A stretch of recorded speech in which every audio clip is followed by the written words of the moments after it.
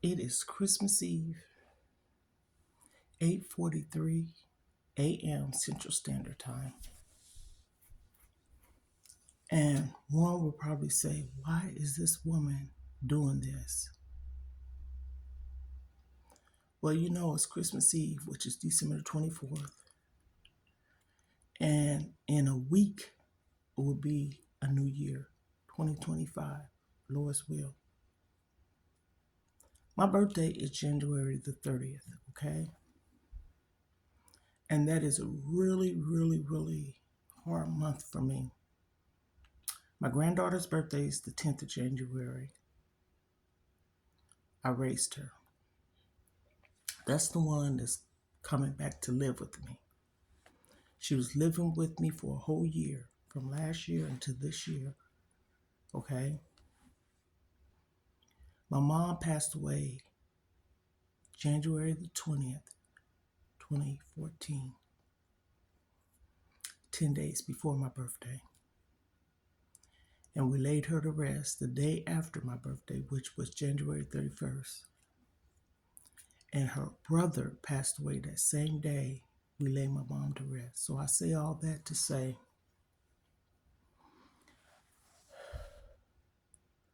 people really are so mean. And people say, why do people come to the internet with their problems? Why not? And especially when you find out things before the holidays and your birthdays and stuff like that. I done had some horrible things happen to me. And God be my witness. I haven't done nothing to no one. People say, well, maybe you did. No, I did not. I am feeling like I'm in my room right now. I can take people all day in my life, from the time I get up until the time I go to bed, how I feel. Wish I had one of those big fancy cameras where I can just set it up and just record all day. All day. Holidays is supposed to be cheerful. It's bad enough you have loved ones that you done lost. Say, for instance, my baby sister lost her oldest daughter, 3 grandchildren in a highway bad accident in 2014. The same year my mom passed away. She passed away in January, my mom. They got killed. A semi-truck, okay? December 2014, my mom raised her, which was my youngest sister's daughter and my youngest sister's 3 grandbabies. She had 4 kids. The oldest one wasn't in the car. He's still living. So you have all these sad things happening. And I mentioned to my sisters a couple of weeks ago, I said, I'm serious. Listen, you're going through something. I'm going through something. You going through something. I'm going through something. I'm not putting no names on here, disclaimer. I have a sister that I lived with for 2 years and 3 months that was almost, or was at, 500 something pounds. I lived with her for 2 years and 3 months. And I would say literally maybe the first 4 to 5 months was okay. But after that, she didn't know I was coming to help her either. I did it because when I saw how she looked in December of 2014, and her youngest child, well, no, it's not her youngest child, her only daughter, excuse me, because she has 2 sons and her daughter, came in the room and sat up against the dresser in her mom's room. And I was sitting at the foot of the bed, and she said, people heard it too, I don't want my mom to die.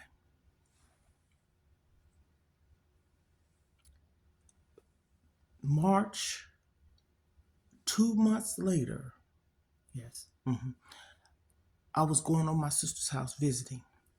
And people probably say, why you didn't know your sister was like that? No, not until that December when we went to the funeral and all that stuff, right? So, taking my supplements. That just was in my mind what she said. That baby said that. And that young lady used to take care of her mom. I went to my sister's house. I was visiting her. Then I start staying the night with her. Go back over to my daughter's house. That's a story in itself. Then I would stay the night longer. And then eventually, me seeing my sister in the conditions that she was in, my mind just said, I got to do something. And for those of you that don't know, I was a PCA worker, personal care aide, and a certified nurse's assistant. I used to take care of people in their homes and assisted living facilities. So I take a lot of things to heart. I'm letting y'all know this because this is the passionate side of me, which I'm very passionate. I was a licensed child care provider when we was in Germany. I got my license. And when I moved to the state where I'm at now, still here, November 1999, I became registered child care. There's a difference. I was a foster mom. That's a story I get to at another date. I took care of my sister. And the whole time I was in my sister's house, it was my house. I cleaned, I cooked, went to the store. I mean, her ex-husband came in the house one day. He said, you clean the walls? Yes. And we go way back because I met him when my sister and him started dating when we were stationed in Fort Riley, Kansas, because her husband was in the Army too. And she went to a girl's home. He came over to the house, so he was a good person. And I've been knowing him since 1986, 7. Yeah. So he knew me and I knew him. And he like, what? I'm going to continue to use my voice. I'm going to continue to talk. Ain't nobody going to stop me from talking and getting off my chest how I feel about things. And it hurts my heart to the core how I get treated. I helped my sister. I was the one that found the doctor for her because this lady that was living with her, she was an older lady, and we knew her when we was kids. I took her to the doctors. We'd catch transportation. And so being that she had that doctor, and I liked him, how good he was, the doctor was. He would compliment my clothes. He was so nice. I told my sister about the doctor. So she started setting up appointments with me, threatening her in a good way. Girl, we got to do something. Get up out of here, that type of thing. Get your butt up and move. When I went to the doctors with my sister and sat in that room with her and heard her talk, she wasn't being honest. She would tell what she want the doctors to know or people to know. So when she finished talking, I said, could I say something to you, doctor? This is me. This is the type of person I am. And I told the truth. I told how she was getting treated in her home. I told the truth. I saw my sister's heaviest weight. okay? I got abused, hit in the head, had a contusion. There's concussions and contusions, okay? Not in my head. I had to go have the CAT scan. My sister ended up going to the hospital, and when this happened, she had called her house. I was at her house, just got home from church, and I went through a lot of abuse helping my sister. This is in 2015. When 2016 came around, I was all the way messed up. Fast forward, reconnected with a high school friend. Me and her used to go to elementary, middle school, and high school together. They lived right in the back of us. Come to find out later, her mom and my mom's birthday was the same day, October the 27th. Never knew that. Me and her both is Aquarius. Mine is January 30th. Hers is February the 17th. Never knew this, okay? She came and picked me up so we could, reconnect and have fun or whatever, because I hadn't seen her and probably heard from her in 40 years. When she did that, she has the most amazing hospitality.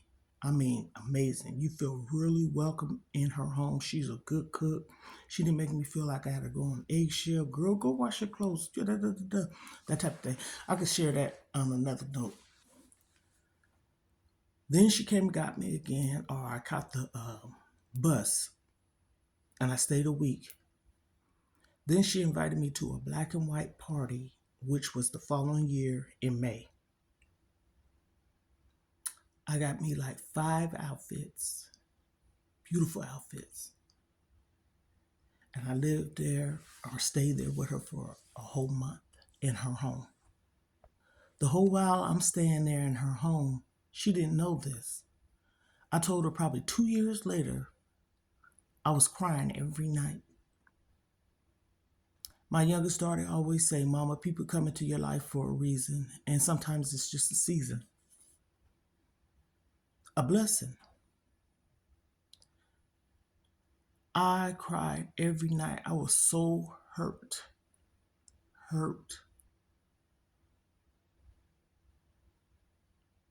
When I did that, I made up my mind to say, I'm not going back over my sister's house. I'm going back to my daughter's house. That's a story in itself. I can get to that at another time. And I did that. When I realized that helping, I ended up getting hurt. I was getting abused, okay? I done been abused in so many ways. Kid's father passed away 2017. I could talk about that too at another time. People were so mean. I didn't have no support at all. None. Mm-mm. When he passed away, the military takes care of me now.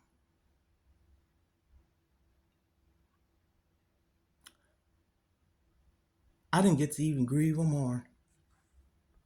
Passed away June the 18th, 2017 on Father's Day, which was a Sunday.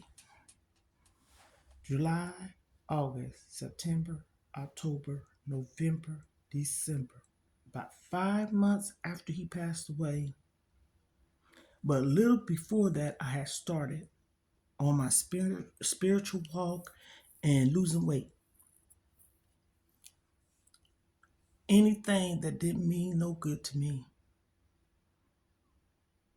I don't want to have nothing to do with it. Nothing.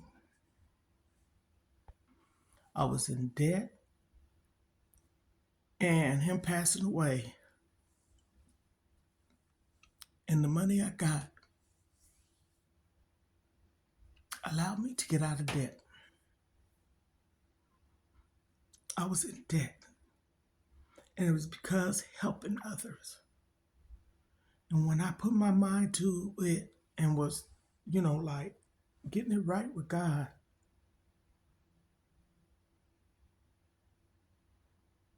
I could not let that stop me from where I wanted to be. I paid off my debt. And by the following year, which was May, but beforehand, I moved in silence. I found me a place. I wasn't in debt no more. I owed it, I think $300 left.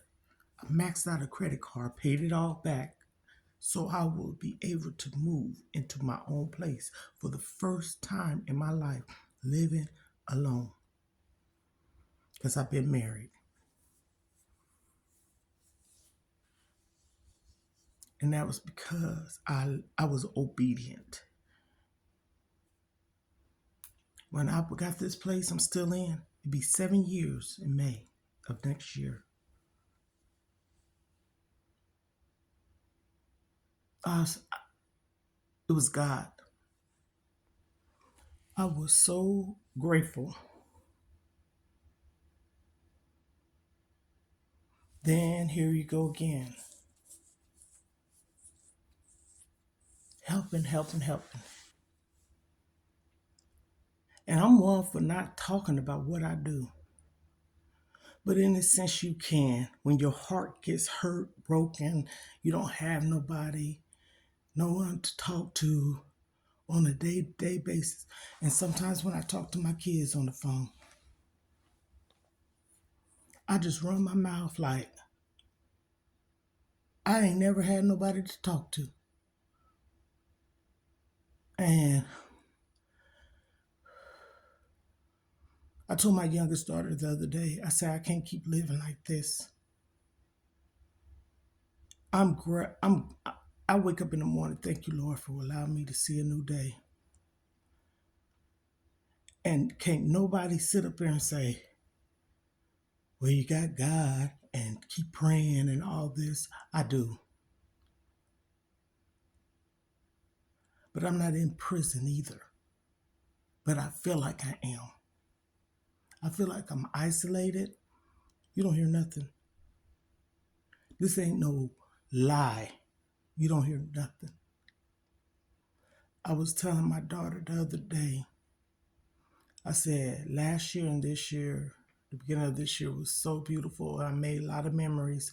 I had Halloween parties and Thanksgiving. I cooked the big meal for the longest time. I hadn't done that in a minute. I had a lot of people here. To me, it was a lot. It was my son, my son-in-law, my daughter, my grandchildren. About I'll say 7 of us, 8. And then Christmas. And then my birthday came around. I had a party for my grandkids on my birthday.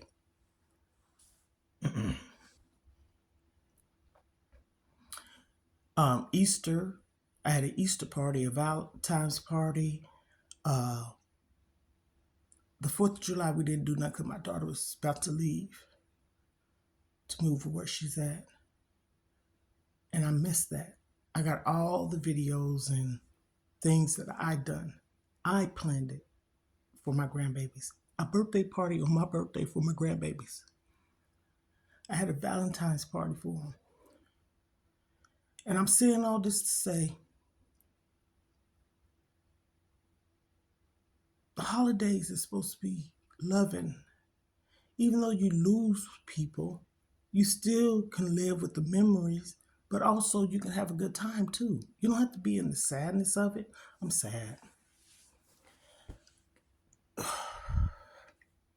I'm going to conclude this. I'm not finished telling my story. I can go on and on and on and on and on. And I want to say this. I love people.